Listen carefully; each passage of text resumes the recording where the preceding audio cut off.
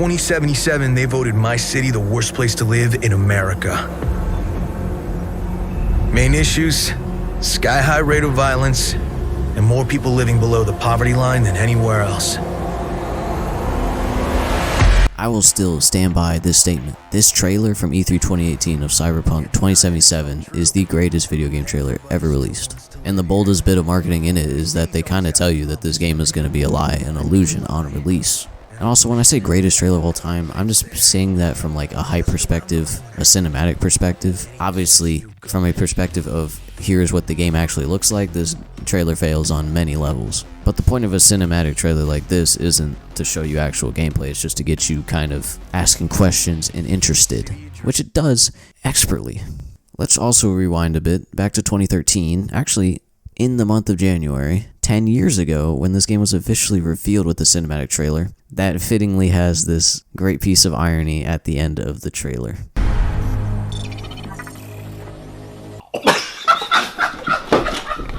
And now, I just want to bring up the trailer because this was before CD Projekt Dead really exploded after Witcher 3. Obviously, they had proven themselves a decent amount with Witcher 2, but now it's like, you go back and look in this trailer, and they were planning this game for so long. And then the E3 2018 trailer, going back to that, god damn it, this game, this thing didn't get you excited for this game, even if you never played anything like it before. You were like, hold on, maybe I gotta check out this Cyberpunk game. Plus that fucking song they put with it, now it's associated with a bunch of memes, but it's like, what a perfect choice. And that's all we saw of the game for a long time, until E3 2019, where maybe one of the greatest pieces of marketing in gaming history again, with the reveal of a very famous actor that would be in the game.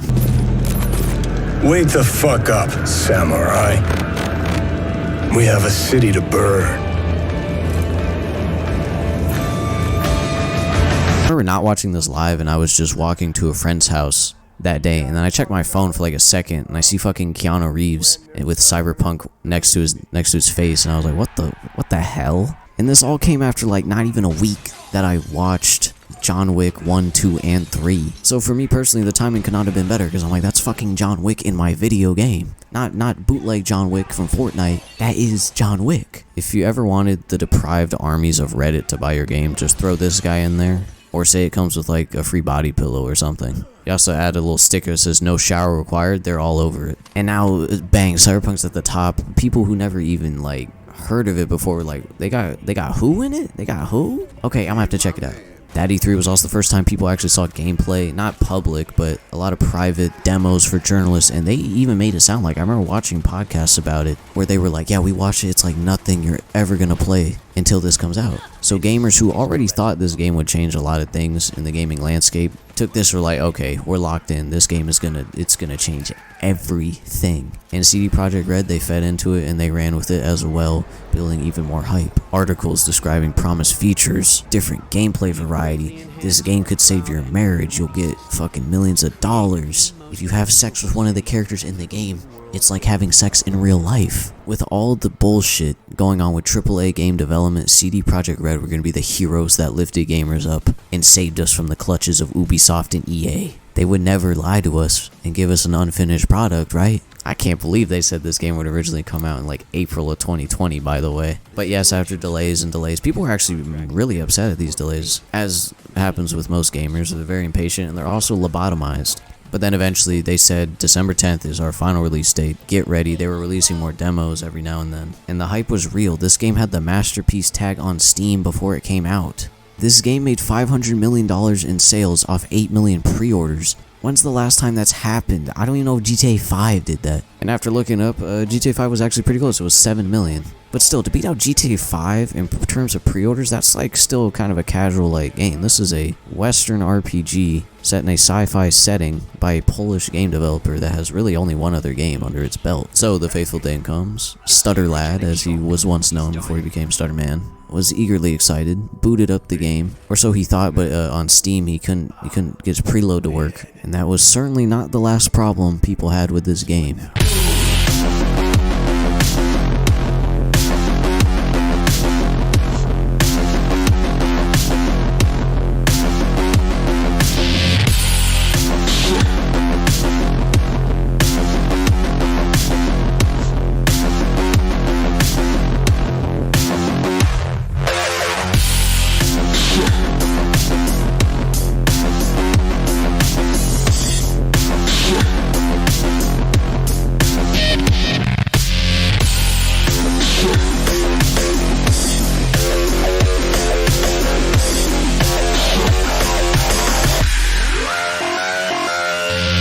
say that the game was buggy on release would be a massive understatement. And I'm not saying, oh, they could have delayed it for a couple more months. They probably needed this game to come out like in another year. Not to mention the full scamming of current gen users with PS4s and Xbox Ones where the game just didn't run at all. It was despicable behavior on part by the developers and the shareholders for rushing this game out of the door. It's just so hilarious that this game is about corporate greed, and the reason it was lambasted at release is because of the thing that it spoke out against. Not to mention that a lot of the pre-release reviews for this game were overwhelmingly positive. I understand liking the game for the story and the gameplay that is there, and I get if you played on PC, which most reviewers probably do, you don't realize these issues with the current gen consoles. But were they playing a different port of the game? Were they playing like a more well-polished version? I'm so confused how you could play this game and say it's a 9 or a 10, or even an 8 in the state that it was released in. Features were cut out, the wanted system plain broken. I could go on and on and on about all the stuff that is just not here. And like I said before, this game was in such a poor technical state, how could they have possibly gone through this game ignoring these issues? But then again, what else can you expect from people who don't really criticize games anyway? And when they do, it's at such a disconnect from what actual players want, and to be honest, they just be making shit up sometimes. Now, when I played this game when it came out, I still enjoyed my time. I could see how it could get a 9 or a 10, but you start rushing through the game because it's just so broken and you want to see the end, but you can't put up with any more of the bullshit. I really liked the main story when I played it through. I didn't think it was as good as The Witcher 3, nothing like that, but I thought it was solid. I didn't think most of the side quests were that interesting, but I skipped whole sections of the game because I couldn't take it anymore. And a lot of people shared that idea. They left the game. A lot of people probably didn't even finish it. So yeah, Cyberpunk's dead. Or is it?